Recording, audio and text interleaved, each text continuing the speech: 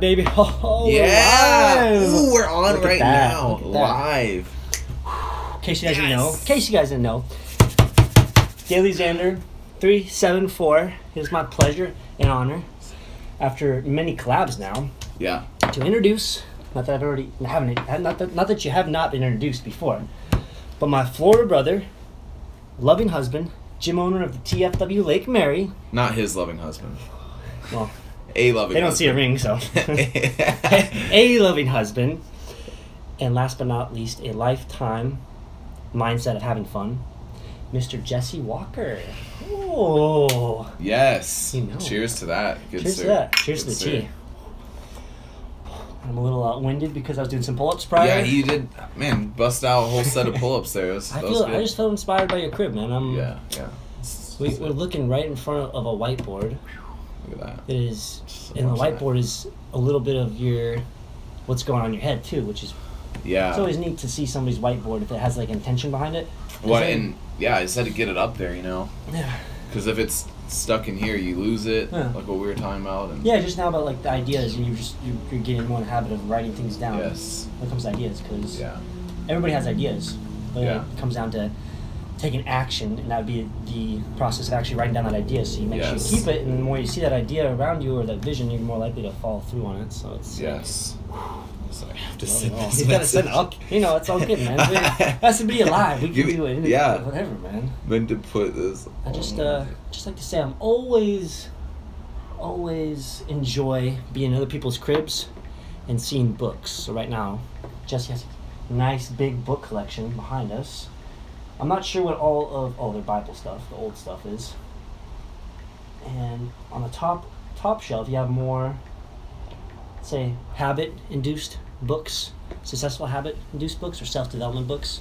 Yeah. And that's one thing I know. We have several things in common, but that's one thing we definitely have in common right now. Just the stage in life we're both at is continually building our foundation, continually doing self-development and such to get us to a point where we're aiming for in life. And that's so vital. So vital to have it. Dude, just keep talking. I It's so got good. it, man. I got it. But it's so vital to have such an intention for your own self-development, because you need that in life. If you don't have intention with self-development, then essentially you're just going through life day to day, having any interaction you have with somebody or based off of whatever external thing it is, it's going to affect you where you're just living decision by decision without actually having a plan. And then you get in the rut of not knowing where to go because you're used to living your life in such a day-to-day survival state. Yes. It's when you have intention or purpose. Oh, there's so many good things with that. That's where you don't get off any exit on that straight road or that straight path you walk. You're going completely straight. Might take a little while. As long as you stay consistent and have that discipline, you are continually going on that straight path. Did I introduce to you half Jesse Walker? Right now we have half a face. Let's get the whole thing in. Now we're full. Oh, it's just unfinished business. Full Jesse Walker. Oh, you have a different. It looks the same, but it's slightly different. I like this. Looks more like sturdy than mine. Yeah, it swivels. And this is a bigger clip, like it? the clampy. Yeah. We're admiring the tripod right now. Yeah. Shout out to There's a gorilla. Jobby. I think it's Jobby. Joby, if I remember right. Jobby. Yeah, Jobby. Or Joby? Joby or Jobby. Joby. I don't know. I'll take a free tripod if it's out there possibly. Yeah. Send them both our way. We both need one. We need to test it out. I need an extra one. We need to test it out. Yeah. We do a lot of footage. Yes. Not the kind of naughty footage, but good footage. So, should we get into some deep stuff here? Oh, always. I have some questions. Okay. All right. So, well, I was gonna say I kind of just wanted to put something out there, and then like I'm gonna put Alex. Probably I don't know. It wouldn't for him. It wouldn't be on the spot, but I'm putting him on the spot. But I just wanted to first. I forget why, but I was like thinking about this podcast. You call these podcasts or video, vlogs? How do you call these? This right now would be a podcast. Podcast. Okay, yeah, we're doing a podcast. Yeah. All right. Thanks. Okay, good. Now I know. So I was thinking about this, and I was like, man, I think I just wanted to kind of put this out there that. Oh yeah, this is what it was. Yeah, this is how it ties in. Okay. And this almost just like what you were just saying in that 4 minutes while I was texting someone. It's like, like the self-help books. It's like, man, there's so much that a person has that they can like give to the table, and there's like put out on the table.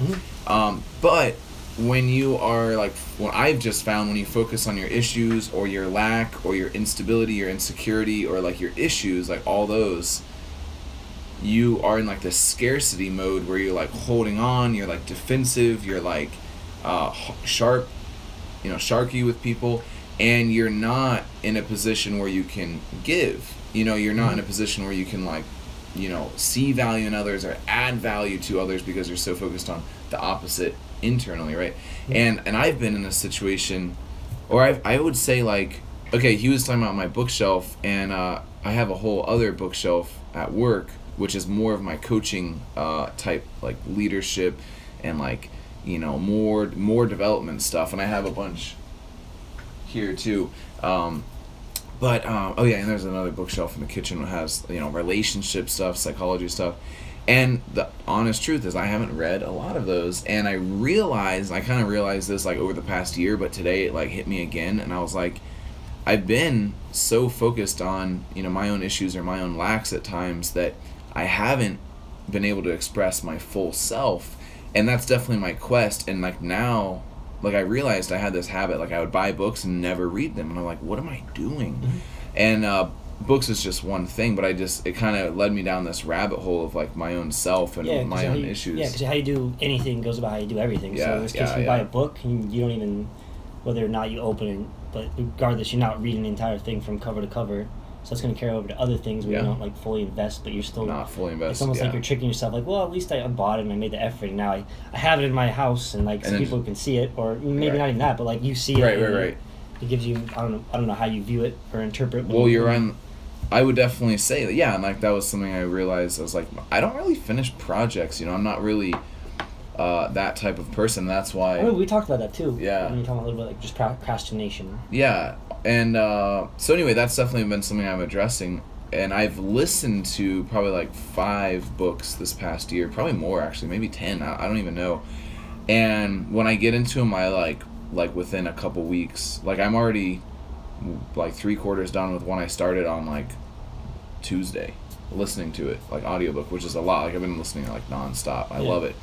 It's Amy Purdy, Standing on My Own 2 Feet. So good. It's almost like a very spiritual book in a way. Like it's just really interesting. But that one is really cool. Anyway, what I wanted to get at was I think there's people, like there's different types of people, but there is a breed of people that see that the world can be affected by themselves, and they want to like add value to it. And I definitely see Alex as one of those people. I see myself as that, but I've like let different things like stop me, like being lazy or like having these big ideas but not following through, thus the book example. Anyway, I wanted to like let Alex speak, and I'm sure your viewers have seen this, but I'm like, man, I want to know, and I'm sure other people similar to us would want to know, like, what is your vision? Because like you always want to add value to things.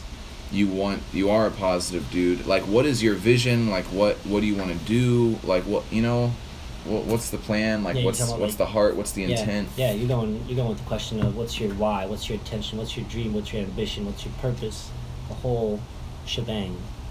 Yeah, dude, and I'm glad you asked that, because like you just asked me like, oh, you journal kind of thing, and I was just like, yeah, I write notes or whatever. Yeah, notes. But like at the beginning of my journal, I've actually never showed this. So at the beginning of my journal, right here, there's right inside the cover. It's titled my bodacious goals, but what it really is, and I should... Bodacious. It's bodacious goals, but slash. It should really be bodacious goals and why. And the why would be expressed as... Dude, this is really cool. The why would be expressed as what is basically getting me up in the morning. Like, say, for instance, I went to bed last night at 4. Oof. But I got up around, like, 7:30. Ooh. So, like, what made that happen? Like... What? A late night. Yeah, it's a good late night. No, like, why did right? you get up? I guess seriously.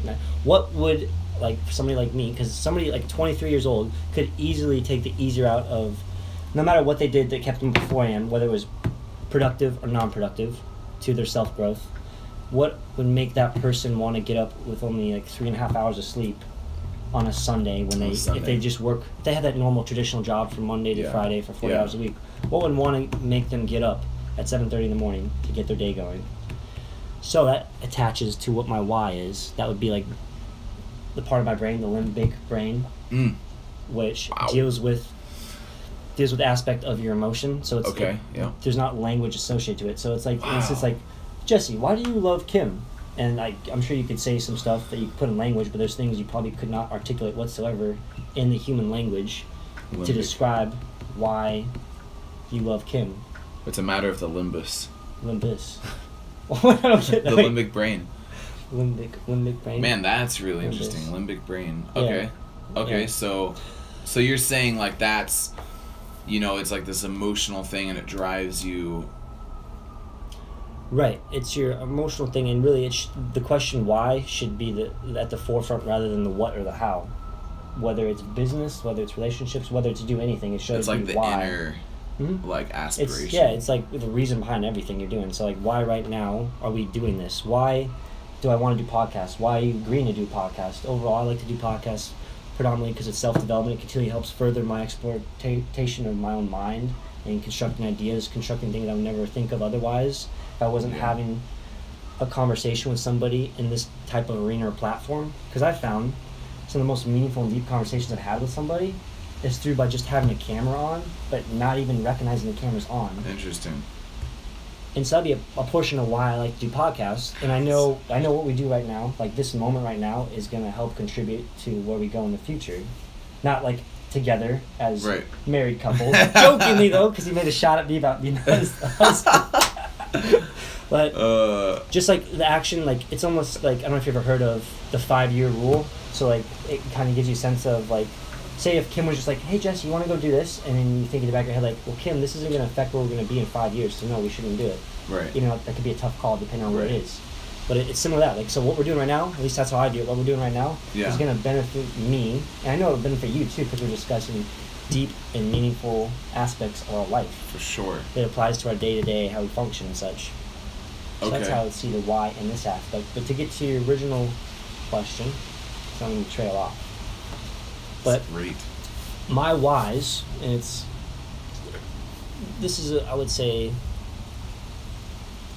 gonna be this way for a while. It might change in detail and such, but like one of my first whys, and I've had this for a long time, is I want to have my own. So cool. I want to have my own private island, where I am hosting music events, health, wellness, and I don't know if you've ever heard of William Randall Hearst. He was industrialist in like the 20s, 30s, and 40s. Okay. Anyways, he was filthy rich, but he had his own castle in northern part of California. I cannot William Randall Hearst. He was also responsible, I believe, for making marijuana illegal in a sense because it would cut into his profits. Wow. Hopefully, none of the Hearst family's watching, but it's yeah. Anyways, I think that's where I've heard the name before. Yeah, I went to his castle. I visited it when I was in California as a tourist, of course, and it was just amazing to see. The reason why he built that castle was to get people to come to. It created an environment where it was an escapism where you're really just present there in that area. You don't think about anything else except what's there. And I'd always relate it to like just being a kid again. When you're a kid, you don't think about time. You don't think about the outside world. You're just so invested in what's happening to you. And so for us, from the outside world, we'd see what a kid does and we'd be like, how can they think that's all about like what the world is just based off like making slime with glue and detergent. You're like, that doesn't, like it can be fun, but like there's more to the world than that. But like they're so mesmerized by that, and they're so invested in just being present in that moment. Like that's what I would want to just create on my island for people to continue to experience that, because it's oftentimes throughout our day-to-day life, mainly because we live in a life where it's controlled by finances that affect being more in the moment and present, because it's hard, because even right now when we get done doing this podcast, our minds will shift back to what we need to focus on. I'm already trying to right now remember if I left the oven on. You want to check that? It's live. It's okay. I will.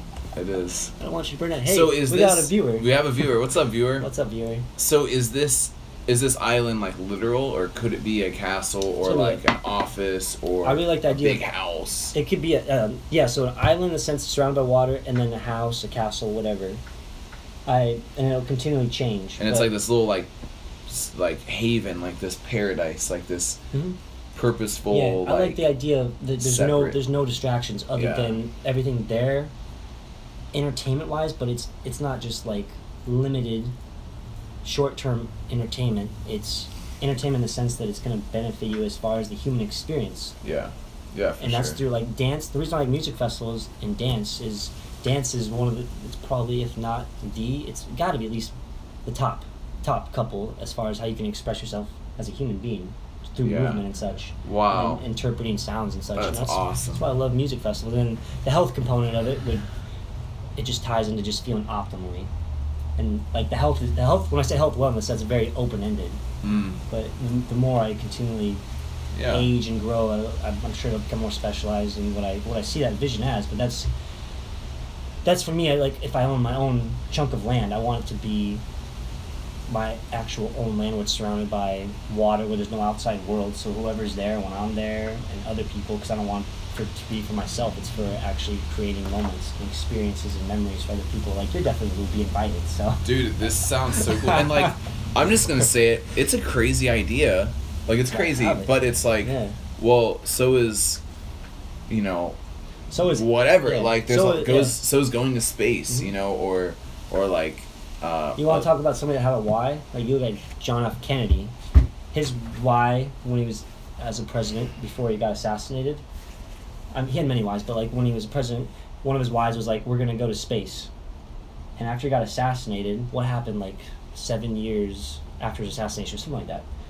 We ended up going to space. Is because he communicated in a clear manner and very transparent of what the vision he wanted to outlay for what he saw us as a whole, being the U.S., going to space, and people following through with that, because he made it authentic, real, and just very simple. Not like a detailed plan, but he just spoke with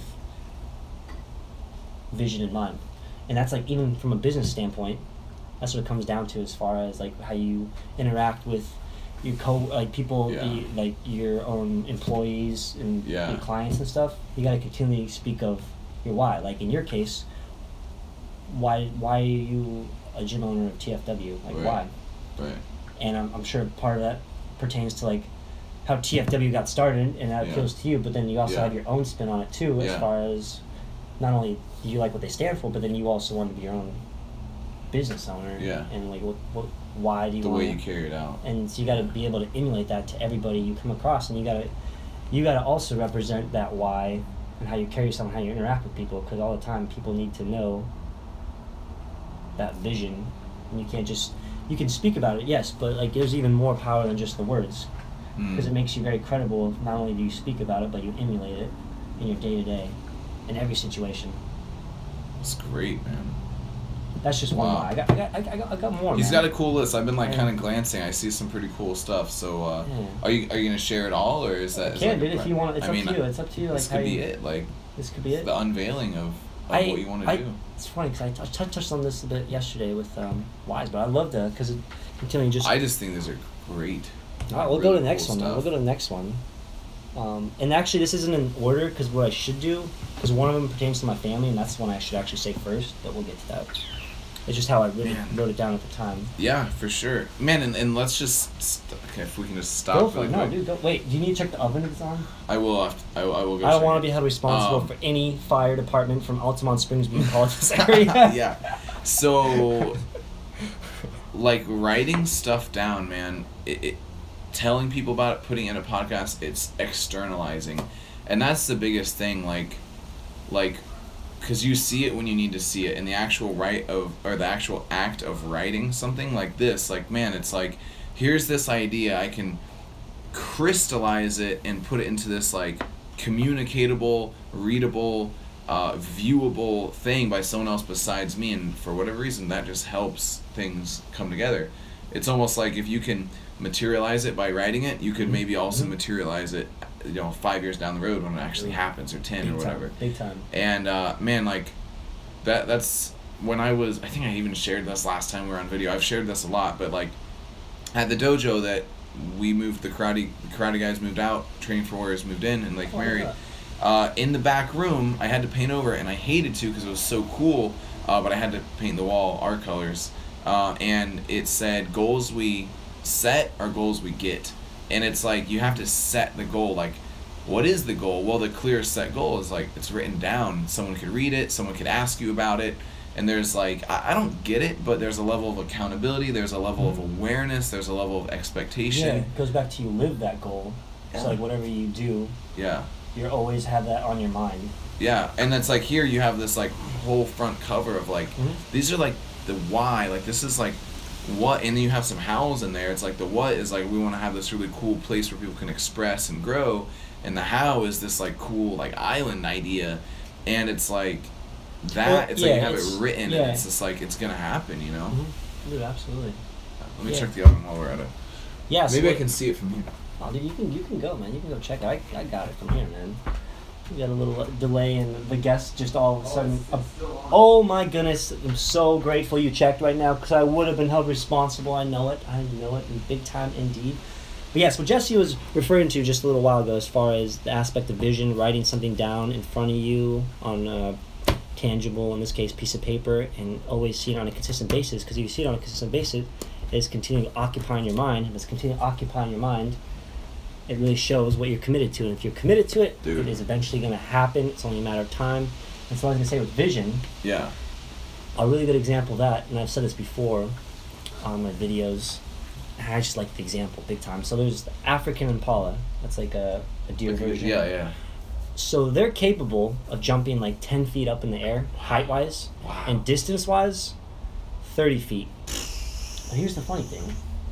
If they're not in captivity, like in a zoo, they're surrounded by like a 4-foot wall, but they never jump out. So why don't they ever jump out? It's because they don't have a vision, in the sense they have no idea what's on the other side. So that correlates well with people when they have like a goal, or say they want to do something, and maybe they have a vision, but they don't see it. Like they don't have it written down. They don't have it in front of them. They don't have like a whiteboard. They don't wear like a T-shirt that says something. Yeah. And it's not gonna happen at all. You can say like occasionally like, hey Jesse, like if we met up like 2 months later, and like it would be the first time somebody asked you like, so Jesse, what are your dreams right now? And then you'd be like, Yeah. and you might say something, but like you went like 2 months without even like really thinking about it and allowing it to occupy your mind. Wow, I need to write something down. That's great. So I just read a quote. I think it was a quote from Amy Purdy. Either way, it was in her book, and it said, I don't know if this is it verbatim, but it was where our vision ends is where our limits start, or our limits start where our vision ends. Yeah. Our limits start where our vision ends, and it's like Yeah. African impala. Yeah. And All it right. just, dude, it continually solidifies just how powerful your mind is, and how you should really hold high standards as far as what goes through your ears and your eyes, and what your environment is that you decide to put your mind in, because it really affects what you think about, and then what you think about is what the life you live, basically, and how you interact with other people. That's great. Power of mind, man. Mindset, attitude. I had to write some stuff down.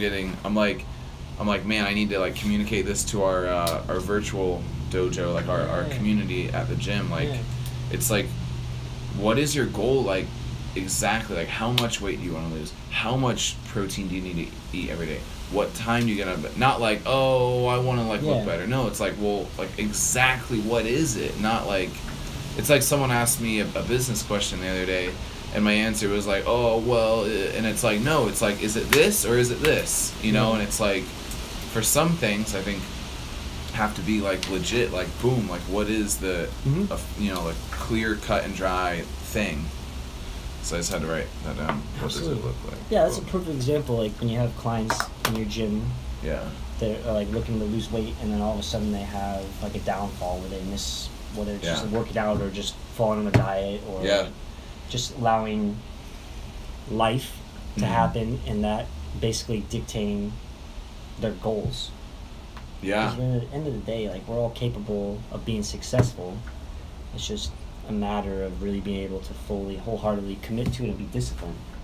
Because man, as you know, like if you want to get more free time, you gotta be disciplined about it. If you want to get more free time, you just gotta wake up earlier. True. Dude. It's as simple as say that, but it is hard to implement for a lot of us. Yeah. Because we all crave that fluffy white marshmallow being a pillow of a bed. And just continue snuggling up. Oh God, yeah. What is that? Like right now, this room right now is perfect atmosphere for like a nap because like you have like the occasional wind, the breeze coming back and forth. It's nice and shaded. It's peaceful. It's just there's nobody outside right now. And like, I mean, look at this, gorgeous. It's gorgeous. So, that's really good, man. Okay, so what else we got on the list? Going on and on. Yeah. So, let me flip back to it. The next one would be, I want to be able to intentionally contribute. I feel like I wrote this. And you're okay with sharing everything? Oh, dude, I'm all about being genuine and like. This is how you become more credible. Aspect. You have to be vulnerable. Vulnerability establishes trust from a relationship standpoint, and from any standpoint. It does. No matter what the type of relationship scenario it is, whether it's business, physical, or just like associates, friends, partnerships. Because when you're vulnerable, you're like, yeah, I'm okay. Like, I know you're not gonna hurt me. So it's like, here's this like this wound or this insecurity. Yeah. That's why there's trust. I guess there's probably some more reasons. Yeah. Cool. Okay. Yeah. So being vulnerable. So the next one would be, I want to in my lifetime be able to contribute a grand total of $100 million to places like what I work at right now, Center of Recovery and Exercise, where my clients are like spinal cord injuries and other type of neurological issues, where I can greatly finance like just the recovery component, so they don't even have to worry about that financial stress or that financial weight bearing on their life that affects their quality of life. Because places like that, CORE and charities, children's homes. I went to like a children's home a couple weeks ago, and it really like I thought about it before, but it was just really cool to know, because I went with my mentor, and like on the ride back we were talking as far as like how you can greatly, if you had money, you can greatly change the course of an individual's life like tremendously. Not like you send them in a direction and maybe you get them to a certain school, but if you had real money, you could really send them to like a really high-end school, in the sense like you get hooked up with the right people that really build a great foundation for them, that they really make a huge impact in how they do in life. So, and then charities and foundations, hospice. I was saying hospice too. Give me an example. Last night when I was at hospice, a family there was going to overnight with one of their family members that was a patient there, and we didn't have extra extended out beds for family members to like sleep there. And so, as small of a thing that is, like, it still puts a little uneasiness on a family members dealing with their family member going through the process of death. Yeah. Like, who knows if that could like put a family member over top, not getting at least a little easier sleep. Wow. To where they would process and handle the death less tense or less stressful. So like helping, like, it's a great facility already, that hospice, but it could still be even more with more money. Yeah. And that's just the nature of the world. The world spins and rotates around with money. Yeah. Whatever shape or form or currency it is, whether it's cryptocurrency, paper money. Yeah. Yeah. That's true, man. Right. Well, that's great, man. I think that's a great goal. I'm just like, man, so are you gonna like, is it gonna be your money, or are you gonna like pull together, like donations from people that have money? Right now, when I say that number, I want that to be a representation of like my own money. But as time goes on, and the more and more people I get to know, it could be easily. But it's just like, I want that to happen because I have it written down. But it's also just the mindset behind it.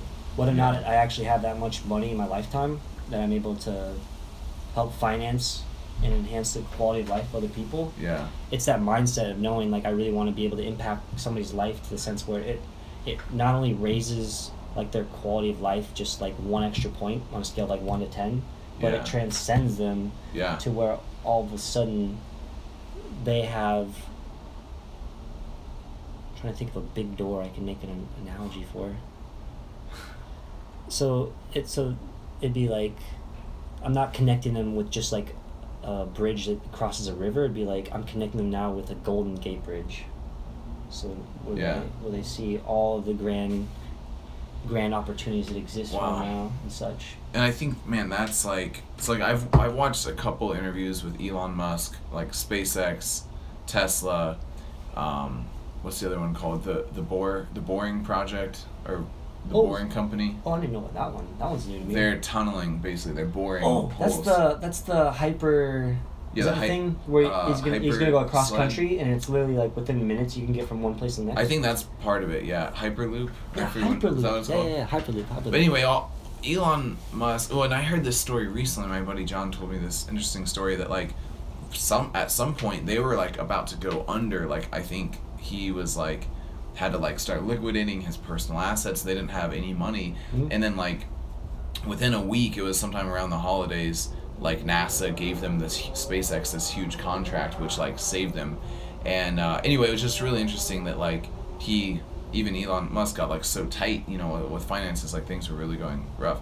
Anyway, what's so cool though, that was just interesting, that's why I shared it. But what's cool, man, is like he is like revolutionizing things like car technology, space stuff, and just like his vision. Like if you watch this interview about the Boring Company, it's not so much about the company. Like the interview is about how Elon like just sees the world. He's a visionary. Like he sees the world differently, and he's like, oh yeah, like we already changed that, or like, oh yeah, we're already doing this, and you're gonna expect it by this. Oh yeah, this thing that you're familiar with, it's gonna be totally different because this. And like they're using like money and brains to like change the world, and it's like, man, $100 million to this, or 100, you know, some of that to here, some of that to here, to make these changes. And it's like, man, the people in the world that should have that money is like people like Alex, who are not just going to, you know, help like a little bit, but you can make like big changes. Like you can turn that small bridge into the Golden Gate Bridge, and with like 20 lanes instead of just a better version of the same crappy thing. And that's what I see so much, is like the world is so resistant to change sometimes, and that's a whole other topic, just about nature. But it's like things need to be like sometimes rooted out and like replanted as the better version. It's like, you know, I think the car was like a great invention when it came out, but it's like there's probably like way better ideas and way better stuff that could be, you know, like whole engines, but it's like everything's so set, you know. So I think there's things like that. It's like, man, what if hospices could be set up in like a totally different way, but it would take a certain amount of money or influence to like make that happen, you know? And that's like, man, people like this are the people that are gonna make those changes, you know, and that should, you know. I think there's a lot of people that want that money for themselves. Obviously, it makes your life maybe a little bit more comfortable, but it's like you could make some really awesome changes on like the infrastructure of things. That's awesome, man. It really just shows you like quality mindset and quality attitude with, in conjunction, money are really people that make the impact in the world. A positive impact. Positive impact. That like the mindset and attitude, like a good mindset and attitude is what instills like that vision. It's like when you brought up automobile, like Henry Ford, if he listened to what consumers wanted, all they wanted was just to be able to ride their horse faster. Interesting. I wish it's somewhere in here. I have a Henry Ford quote that. Oh, it's like a quote, yeah. Yeah, but he like had a vision. He saw something more. He saw something where you could actually. Well, I shouldn't say ride a horse faster, but not have to deal with the mechanics of the car. But he constructed it in a way that was very easy and such for things like that. But just the visionary aspect to it. That's the why. You know, just speaking of Henry Ford, my dad, I don't know how he had all these stories, but he just had the greatest stories and little anecdotes. One of them was about Henry Ford. He's told me these several times, but I love this one. He bought the motors, the engines from someone else. Henry Ford invented the Model T, right? The car that was not someone else. Okay. Yeah. So anyway, the factory that made the engines, he was like, hey, can you guys put them, he basically requested, because they were coming in off these crates, and each one had this like wooden box built around the engine so they could transport it. and they would have to take it out of the crate, lift it, and put it into the car. And they had to like design the car to like fit the engine, obviously. Mm-hmm. But in his ingenuity, in his mastery, with innovation and just whatever, his intellect, he basically sent specifications for the actual crate. He's like, hey, you guys have been using these crates, but can you start sending these engines in a crate that has this specification? So like, all right, doesn't make a difference to us, sure. Well, what he did was the crate was designed, that the engine came in, was designed for all 5 walls to be taken off except the bottom. So then they would just lower the bottom in, and the bottom was like the floor panel for the engine. So it became part of the car. Yeah. So instead of him and his factory having to build it out, it was already built. They just, however, attached it in. Yeah. There's another one, Thomas Edison. I think it was Thomas Edison. He had like this gate around his house with like a turnstile thing, basically like at like an airport or like a subway that you had to walk through, and people would always give him a hard time when they would visit his house because it was really hard to push, and they're like you're such a good inventor, you can't invent like a like a thing that's easier to push. And he's like, well, every time someone walks in, it pumps like 10 gallons of water from my storage into my house. So he had this water reservoir, and it would fill up with rainwater, and it would, something about when they would turn it, it was attached to the pump system, and it would manually pump water. Dang. So it's just like, man, like that's innovation. That's really smart. There's another story. This one's there's a couple that are kind of funny. So this is back in like the space race, and the Americans are sending people to space, and they like put out these bids like for a space pen. Like, we need a pen that can write in 0 gravity. Oh yeah. And have you heard this before? No. I just know So, about the space pen. And they have it, and like all these companies like did all this research, and they put this stuff together, and they, I don't know how many thousands and millions were spent to develop these space pens, and they did it, and they finally found one, and they finally found a certain like brand or whatever that the astronauts would take with them to take notes in space. Because they can write it upside down. Yeah, upside down, or well, I don't know if there is even an upside down in space, or what, but yeah, it's like because it's like, I think it's gravity that pulls the ink down, right, or whatever. So it's like, how do you design something? So, but the Russians just use a pencil. There's no upside down. Okay. The Russians just use a pencil. It's like they just like avoided the whole. You know what I mean? It's like they just avoided the whole thing. There's another one where I think it was like a car factory in Japan. They basically like had, or it's like a soap factory or something, and they had these like little cardboard boxes going through on conveyor belts. And they used to have people. They would have a lot of unfilled boxes, right? So they would have boxes that were just empty. It was like a little box, but there's no soap in there. And they were like trying to design all, like they brought their engineers and their managers together. Like, okay, we need some kind of system that can like weigh them, and like this robotic arm. But one of the line workers was already solving the problem. He just put like a little fan by the conveyor belt on high, and it would just blow off the empty boxes. Yeah.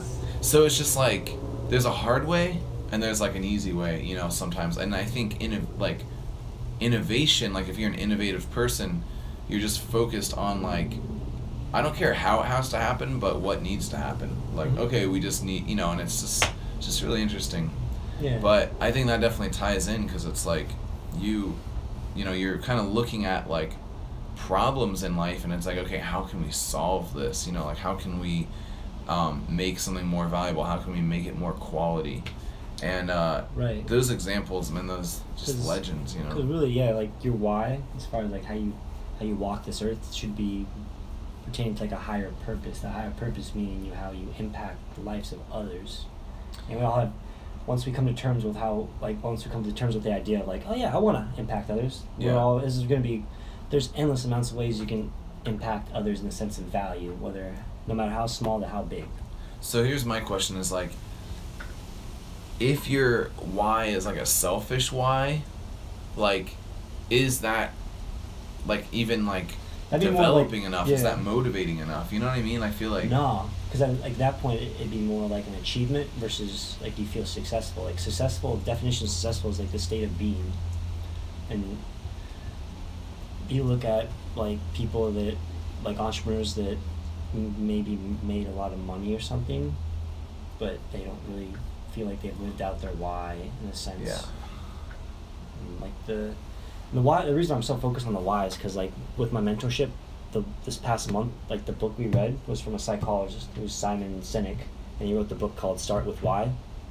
And he even broke down him attending in the early 2000s like a entrepreneurial conference or whatever, and like at one of the seminars, one of the speakers like asked everybody in the crowd. These are like highly successful entrepreneurs that have like $1 million companies and stuff. The speaker asked like everybody in the crowd like, how many of you guys feel successful? And he put in his text or his book that he said like only 20% of the people actually raised their hands. So it was this sense of like over time when you have a business, time a lot of times makes it to where as you grow, your why or your reason why you're even in business in the first place or just operating in life becomes fuzzier and fuzzier. So then I can see that. Yeah, you focus more on the what. And that what could be like manipulation. That could be like now all you really stand for is price, service, some type of other manipulational tool. Like does he talk about this in his book? Okay, yeah, cool. Yeah, and he gives examples and stuff. Sweet. Dude, I love that. That's great, man. Yeah, I think that's very true, man. Like we start with a why, but then I don't know if this is everyone, but I feel like a lot of people you get engrossed in a bad way in like the what, and then it's like you kind of are going through the motions maybe, and it's not fulfilling for you. Exactly. Because it goes back to like, especially if we just take from the U.S. standpoint of our educational system, from the time we start school till like we finish college or whatever, it all is based off the Prussian educational system. So that's like a Russian educational system, but it's basically training you how to be an employee. And that means not really thinking how to think. It's more just taking orders and respecting those orders. You're saying our school system is set up like that? Yeah, a majority of our educational system, and it still is like that today. Like you're being sense, trained. Man. It's really in a lot of ways it's too bad it's that way because the country we live in essentially has the most freedom. Yeah, capitalist for market business and all that. To do what you want to do, but at the same time, people like when I went to school, it never even hit my mind as far as being grateful and appreciative of the opportunity that actually exists to go outside of the norm of having a job and actually pursue something with a why and a passion. Right. Yeah, that's like what they should teach in school.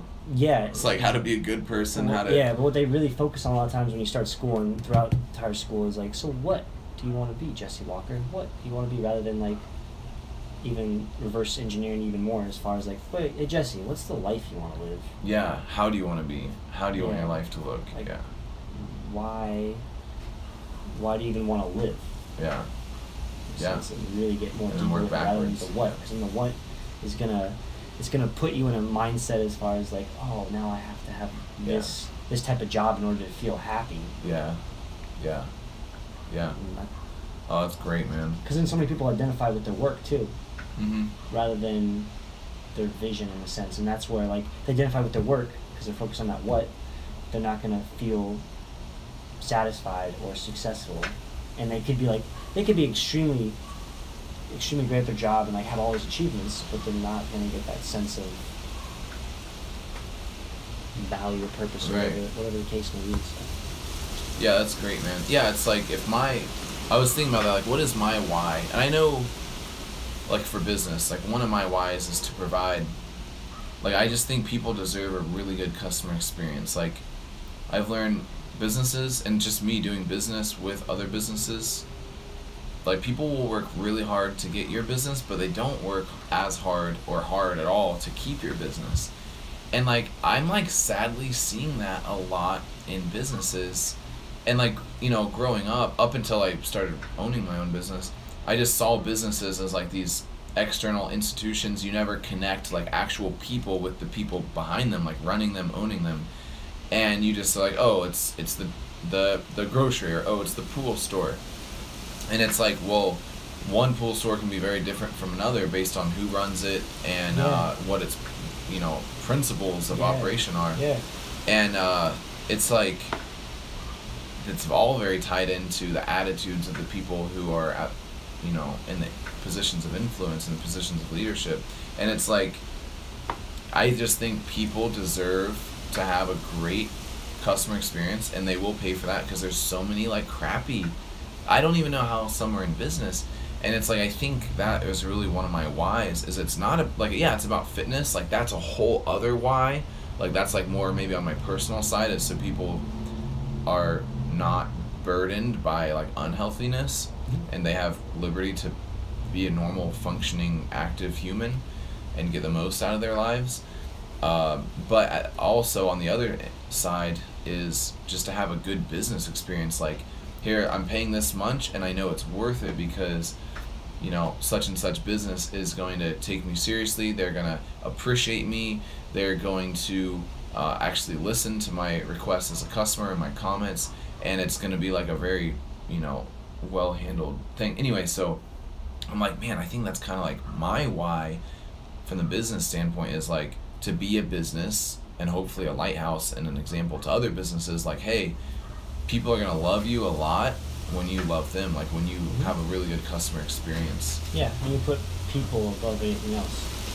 Yeah, and it's like crazy that they don't do that. Like I'm literally like shocked, like, and I'm shocked that I see it so frequently. I'm like, man, there's definitely some companies out there that do a great job, but there's a lot that like to their own employees and to their customers, it's like, yeah, and that comes down to also like, you just mentioned like the employee aspect. Yeah. From a hiring standpoint, you need to hire people that share and emulate the same vision you have, but then it also comes down on you too as being able to articulate and make it clear and apparent what you stand for, so you attract the same people. Yeah. There's a great example of an Antarctica expedition that happened in like the 20s, and it was a dangerous expedition. I can't remember exactly where it started to where they were going to Antarctica, but the main underlying theme is the captain, he attracted like 20 something other crew members, and the way he worded the advertisement attracted people to where like within 3 days of their expedition taking off, they got trapped by ice,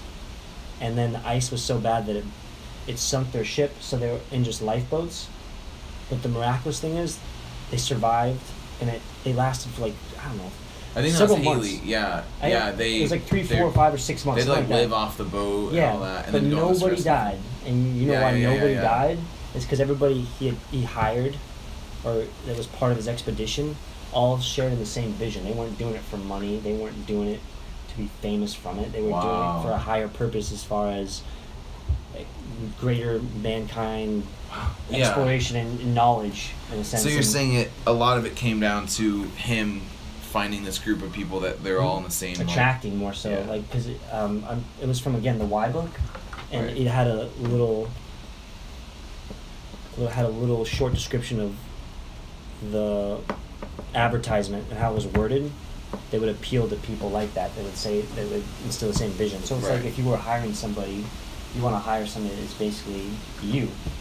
As easy, I think, as simple as that sounds, but they really need to emulate how you think about why your business is the way it is, and why you're even in business. Yeah, to be able to, because we got to play on the same team. But it's not even just employees. I think it's just like it's people you're helping. It's people you interact with on a daily basis. It's almost like being upfront with like, hey, like if you want something really rewarding, but that comes at a cost, like you want to get your, down and dirty, like gritty, and like it's gonna be tough. Like the whole like, hey, are you courageous? We might die on the ice or whatever. It's like, it's like, hey, like, when I think that from like a hiring standpoint, it's like, hey, like, do you want this really rewarding position that comes at a kind of hard cost that not a lot of people are willing to do? It's like almost being upfront with that. Man, that's awesome. Super upfront, being very, like, the clarity with it and the transparency with it has to be.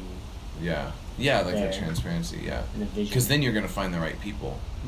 Yeah, that's great, man. Yeah, I look at, like, use the example of Dr. Martin Luther King, 1963, August 28, 1963. He was able to captivate in a time where social media didn't exist at all. So being able to massively communicate with technology wasn't even there.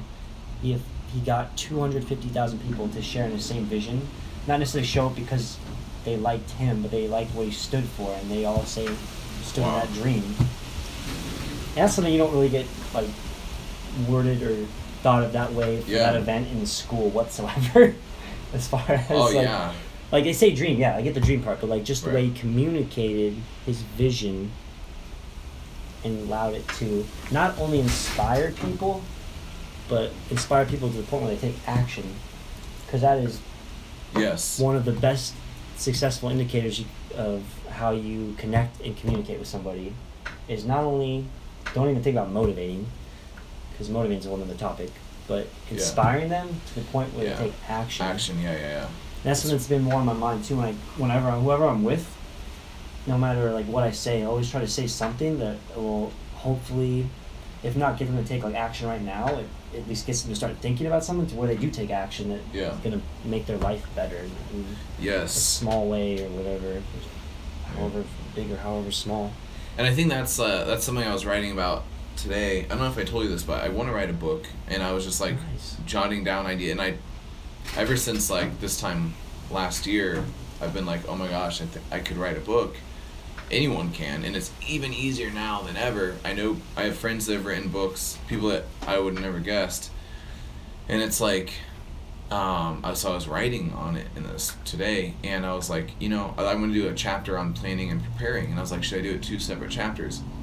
And it's like, planning is like, okay, on Wednesday I'm going to do this, on Thursday I'm going to do this, or today I have this at this time, this at this time. It's like the where and the when, and sometimes the what and the who. But preparing is based off that plan, but it's like actually like taking small initial actions ahead of time that set you up. So it's like it's already like taking some of those small steps.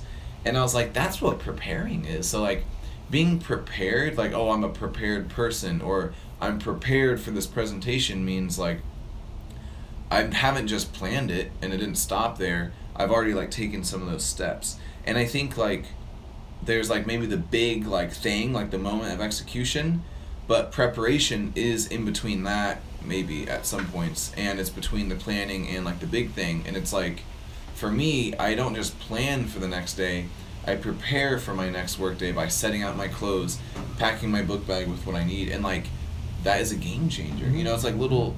And so it's kind of like what you're talking about. There's action involved. It's almost like this preparation is like this synthesis of planning and action, where it's not like all the action that needs to happen, but it's some of it. And it's like if you can do that, it takes down the activation energy of the main action. So like in habit change, we talk about, have you heard of activation energy?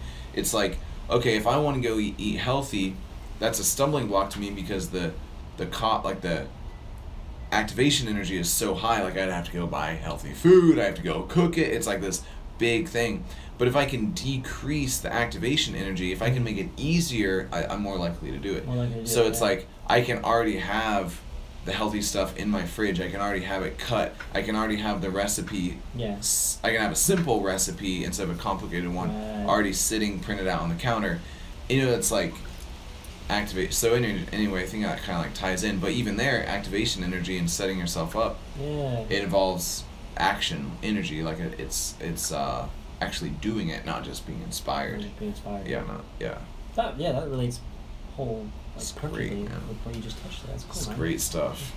It's great. So how far into are you the process of that book? Not far. I mean, like what today. So we're talking about writing a book. What's it going to deal with? Yeah. So it's about. I think the book would be called "Coach Yourself," and.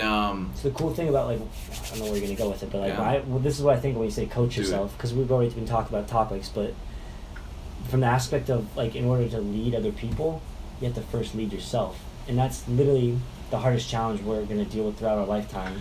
The hardest thing about leadership is being able to lead yourself. Man, that's good. That's going to be a chapter. Boom. That's definitely part of it. It's definitely about leading yourself. Yeah. Leader. Then it goes back to just, again, there's so many simple terms out there for that lead you to success. Like as far as like you got to practice what you preach. That is basically how you couldn't really make it any more simple as far as you got to lead yourself before you lead others. Yes. Then it goes back to being credible. The only way to come across as credible is you have to do exactly what you're telling other people to do, or sharing with other people. You got to be credible. And Jesse's just looking at his crotch right now, aka his phone. So, the book, like I think one of the like main like components of the book is like self-talk, which is like talking to yourself. Okay. I guess it's called self-talk. That's what I call it. Yeah. And it's like, I've learned this working out. It's like you're doing like something hard, like it's like heavy front squats or something, and it's just like uncomfortable, and you're just like, and it's like, just do one more rep, or just do it, Jesse. And like, I've used those methods to like help myself, and it's not really that much different from having a coach there, a coach that's actually outside of you, telling you, hey Jesse, do one more. Yeah. It just so happens the coach is inside of you, and you could actually maybe even motivate yourself a little deeper, because it's like the same, you know, like self-motivating cycle, but at the same time it's maybe a little harder if you really want to take the easy route. If you like really want to be successful, you can coach yourself. And so like that's kind of like the premise, and it's like I don't know how I'm gonna write a whole book based off that like one thing. But I just don't know if a lot of people talk to themselves and encourage themselves. And it's like, and I think in order to do that, you have to have a pretty good knowledge of self. And so like that's like kind of like the whole foundation. And then I have this whole thing like, dude, we have to do a whole other episode on this about like how the reflection of yourself isn't the true self. It's like, dude. So like, I'll explain what I mean. I'm looking at the screen right here, and this is my right ear, okay? And it's like, it's on the right, here's my left ear, right? And it like goes like this, okay? But if I take this screen and put it next to me, it's like this right ear would actually be next to my right ear, so now it appears that it's my left. So what I'm seeing, it is a direct reflection, like this side of my face is being reflected, and you know, this side.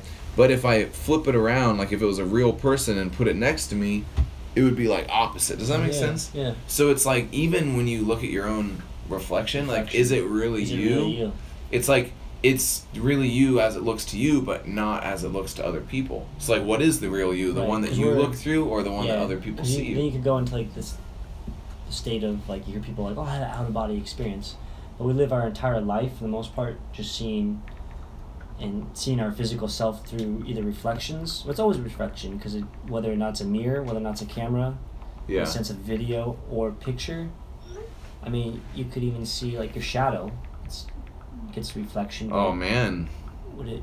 Or it's It would still be. Would it be the same premise like you just outlined there, as far as like your shadow, like tell your sun's above you? No, that's an interesting thing.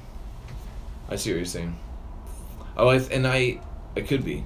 The whole thing about the mirror is like, it is the detailed, like a shadow isn't as detailed. You know what I mean? Like it doesn't have the dimension. Yeah. But yeah, and that's the thing. It's like, I think they're both the real you. Like the version that other people see and the version that you see, but it's like they have to coexist. Like if you're not in tune, with your true self if you only look at one. If you're so concerned about what other people think, you don't have your own image of your own self, like an image of self. Or if you don't care what people think, which I'm all about not caring what people think, in the sense of like, hey, you do you, and like don't let people stop you. But at the same time, like if you have like, you know, this thing that's like preventing you from being like, you know, even greater or whatever, or more true, it's like you have to like be in touch with how other people would talk about you and how you would talk about yourself. And it's like, I'm like super into that, because it's like, I think maybe the hardest thing, and I think that's Maslow, his like 5 hierarchy, self or whatever, and like the highest one is self-actualization, which I haven't read the definition on that lately, but I know that like the highest point of maturity of self is thyself. And like being aware of others, and how like everyone else is a self, like how you are, and it's like, so it's not just being aware of yourself, it's being aware of all the other selves in the room. And that lends it into like being able to put yourself in other people's perspective. Yeah, and that way you can like think about others, and not just yourself. You know what I mean? And it's like, and that, Yeah, so now you're living, now you're giving. In a good way, that's a dangerous combination as far as mindset and attitude, when you're able to know and how you're coming across to other people, but also put yourself in other people's minds to understand where they're coming from as far as like how they're interpreting what you're saying. Yeah, exactly. In a sense, like when I'm conversing with you right now, it's almost like I know what I'm gonna say right now, and then I gotta be able to like instantly almost like understand like, oh, just this is how Jesse's like interpreting me right now. Yeah. Like, he's going to be thrown off when I'm talking, but all of a sudden I just go with my tongue like, hey, man, like, yeah. You don't take me seriously anymore with what I'm saying? Oh, yeah. So, all right, we gotta wrap it up, but here's the thing. We got a couple minutes left. This is what I want to ask. Do you need to answer that? No, I won't. Like, we can wrap it up. This is a question I ask pretty much everybody I've done a podcast with. So I'm a big fan, not of his writing, because I've never actually read any of his books, but the challenge at one time, and this is Ernest Hemingway. Yeah. He was asked at one time by his colleagues to come up with a 6-word story. 6-word story. Yeah, he came up with, his 6-word story was for sale, baby shoes never worn. What would be your 6-word story? God, and that is like an actual story. See, like, I can come up with like, okay, here's 6 words that maybe mean something. Every time I ask that question, it gives me insight on like how they want to interpret that question. Because I always like to leave it open-ended, because it could be like, if you really want to analyze it, you could be like, 6-word story, okay, I'm going to apply it to how I operate my life. Or I'm just going to apply it to my day, for my day today kind of thing. Or people will use 6 words to describe themselves, whether they be adjectives, or they'll use nouns, or they'll use verbs. And it's really interesting to see where it goes. So here's my question though, maybe even a rebuttal. Did Ernest Hemingway did he get asked that on the spot, or did he like from what I've read formulate it? Because that's an actual story. Baby shoes for sale, baby shoes never worn. Because it's like, oh, well, what happened to the baby? I looked it up one time. You know what I mean? That's like, there's a story behind that. I can't remember if he was just like in a bar with his colleagues, and he just got asked, but then he came up with it. Yeah, well, he's also an amazing artist. So, man, 6-word story. As we continually get distracted by the outside world. Thank you, outside world. I know, right? Man. God. I feel like I want to, okay, let's just think about this. 6 words. Yeah, better just be in the moment with it, not like wait a long time to think about as far as like, oh, I'll get back to you on a day from now. That's what I was going to try to do. Like, let me like formulate this like really good thing. Oh, man, 6 words. It's going to tell not only me, but like yourself, what's on your mind right now. Because you're gonna pull from what's been on your mind lately and apply it to the 6 words. Because obviously you only have 6 words, so every single word has to... The weight and the meaning. Okay, I think I'm onto something here. Okay. 2 guys. Okay. 1 mission. The why. Oh. I like that. And I really mean that in the sense of Alex and I's friendship and our collaborations on these videos. And it's like, I'm just excited. I was like, man, I'm going to be writing this book, and I just can't wait to like send like, you know, you're gonna be on like a cruise ship working, you know, and I'm gonna be like, hey, can you read this chapter? Tell me what you think. Or we'll get on a phone call and be like, hey, like, and it's like, dude, the why and like the mission, and I know we're on the same mission, and that's great, man. Or I could even say 2 guys, same mission, the why, you know, whatever. Could interchange there, but yeah, the 6-word story. I like that. Next time more of an explanation, you know, 6-word description. But hey, next time it's great. we do another podcast, we'll have to go into each other's why more and more. Yeah, for sure. We just touched on just a little bit with the business, just a little bit. Yeah. And such, and interesting to hear more. Yeah. Your dreams and your visions with your life, and it'll most likely it'll change from now until next time I meet up with you too, as far as like how you articulate it and how you even see it. Because I wish we had more time, because I could share what happened last night. The person I was with asking is, I want to hear it. Well, now I'm like even more. This is like the last thing I want to say is like I'm more inspired to like be able to like recite it. Like if someone says, "Hey Jesse, what's your why?" It's like, oh, blah blah blah blah.